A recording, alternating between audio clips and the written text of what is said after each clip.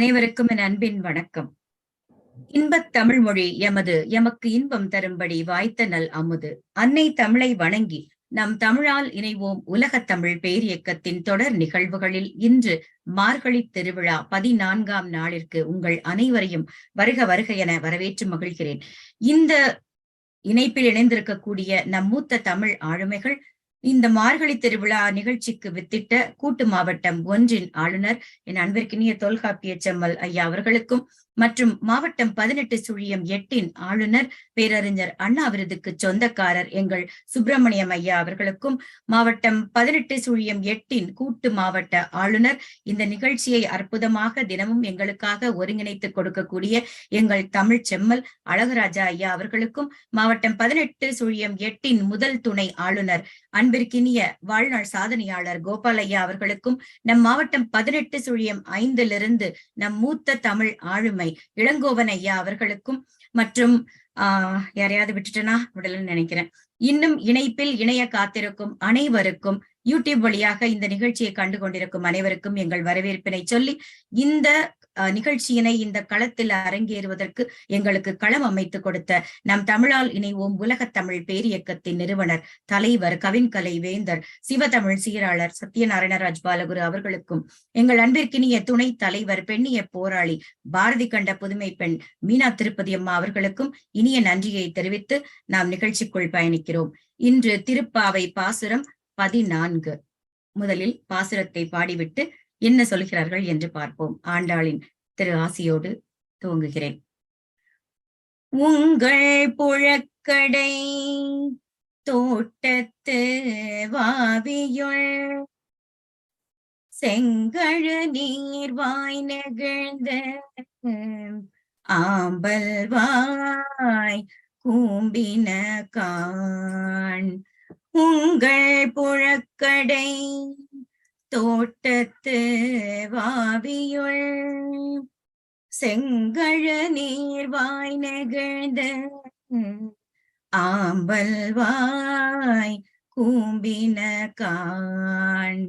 செங்கல் பொடி கூரை வெண்பல் தவத்தவ தங்கள் திருக்கோயில் சங்கிடுவான் போதந்தார். செங்கல் பொடி கூரை வெண்பல் தவத்தவ தங்கள் திருக்கோயில் சங்கிடுவான் போதந்தார். எங்களை முன்னம் எழுப்புவான் வாய் பேசும் நங்காய் எழுந்திராய் நாணாதாய் நாவுடையாய். எங்களை முன்னம் எழுப்புவான் வாய் பேசும் நங்காய் எழுந்திராய் நாணாதாய் நாவுடையாய்.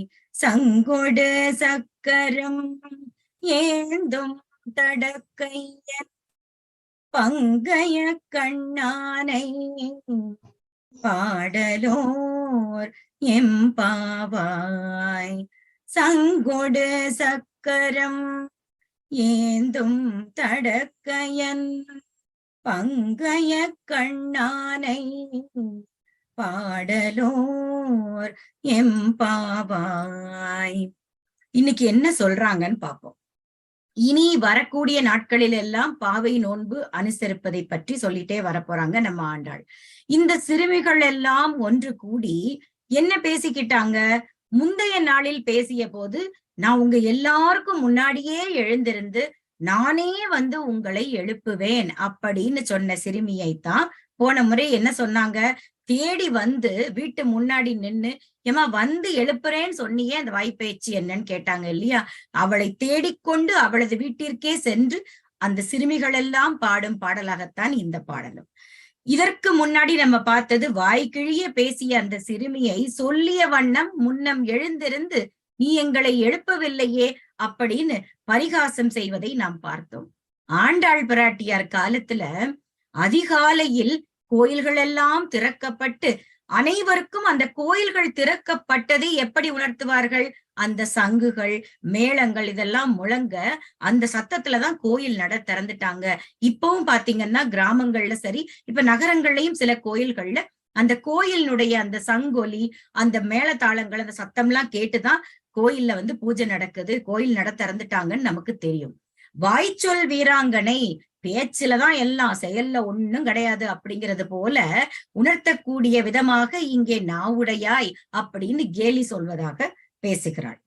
உங்க வீட்டில் இருக்கக்கூடிய புழக்கடை தோட்டத்தை, அதான் சொல்லுவோம்ல, பின்புறத்தில் இருக்கக்கூடிய அந்த தோட்டத்து குளத்துல செங்கழு நீர் மலர்கள் பூத்து விட்டன. அந்த மலர்கள் எல்லாம் சூரியன் வந்ததும் அழகாக பூத்திருக்கின்றது. அதில் இருந்த அல்லி மலர்கள் எல்லாம் கூம்பி விட்டன, அப்படியே குவிந்து போய்விட்டது. இந்த காட்சியை நீ இன்னும் பார்க்கலையாமா? அப்படி என்னம்மா உனக்கு தூக்கம்? இதை கண்டாவது பொழுது புலர்ந்து விட்டதே அப்படின்னு தெரிஞ்சுக்க, எந்திரிச்சு முதல்ல பாரு அப்படின்னு சொல்றாங்க. சுட்ட செங்கற்களின் பொடி நிறம் நமக்கே தெரியும், காவி நிறம் அது இல்லையா? அந்த காவி நிறத்தை கொண்ட உடையினை அணிந்து நல்ல பளிச்சுன்னு வெண்மையிடக்கூடிய வெண்ணிறத்தில் இருக்கக்கூடிய பற்களை உடைய தவசிகள், முனிவர்கள் எல்லாரும் என்ன செய்யறாங்களாம்? தங்களுடைய பொறுப்பில் உள்ள திருக்கோயில்களை எல்லாம் அங்கே சென்று முதலில் நடையை திறந்து சங்குகள் எல்லாம் முழங்க வேண்டுமே அப்படின்னு திருக்கோயில்களை திறப்பதற்காக கிளம்பிட்டாங்க. அவங்க எல்லாம் நடந்து போய்கிட்டு இருக்காங்க. இப்படி செங்கழு நீர் மலர்கள் எல்லாம் மலர்ந்திருக்கிறது, ஆம்பல் எல்லாம் கூம்பி விட்டது, அந்த அவங்க எல்லாம் கிளம்பி போய்கிட்டு இருக்காங்க. இது எதுவுமே தெரியாம எங்களை முன்னம் எழுப்புவேன் என்று வாய் பேசிய நீ பெரும் வாய்ச்சொல் வீரர் போல் உறங்கிக் கொண்டு இருக்கிறாயே, கொஞ்சமும் வெட்கம் இல்லையா உனக்கு அப்படின்னு கேக்குறாங்க. நீண்ட நாவினை உடைய பெண்ணே, உடனே எழுந்து வா, எங்களோடு இணைந்து சங்கினையும் சக்கரத்தினையும் கையில் ஏந்தி இருக்கக்கூடிய நம் கண்ணபிரானை, தாமரை மலர்கள் போன்ற கண்கள் உடையவனை நாம் போற்றி பாடுவோமாக அப்படின்னு சொல்றான். இந்த பாடல்ல நுட்பமான கருத்து என்ன எல்லாருக்கும் தெரிஞ்சிருச்சா? ஏற்கனவே கொடுத்த வாக்கை தவற விடக்கூடாது. சொல்வாங்க இல்லையா, நம்மளால நிறைவேற்ற முடியாதுன்னா அந்த மாதிரி ஒரு வாக்கையே கொடுக்காதீங்க அப்படின்னு சொல்லிட்டு. வாக்கு கொடுக்கிறது ரொம்ப எளிது, அதை காப்பாற்றுவது ரொம்பவே சிரமம். காப்பாற்ற முடியலைன்னா வாக்கையே கொடுக்காதீங்கன்னு சொல்லுவாங்க. அப்படி கொடுத்து விட்டு பிறரை ஏமாற்றுபவர்கள் கொஞ்சம் கூட வெட்கமின்றி திரிகிறார்களேன்னு ஆண்டாள் வருந்துவதாக இந்த பாடல்ல இருக்கு அப்படின்னு எடுத்துக்கொள்ளலாம்.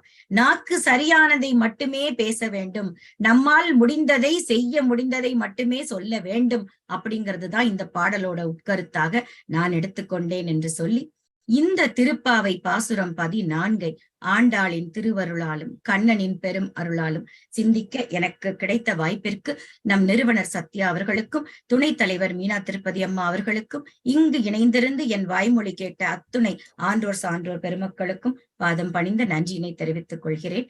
நன்றி.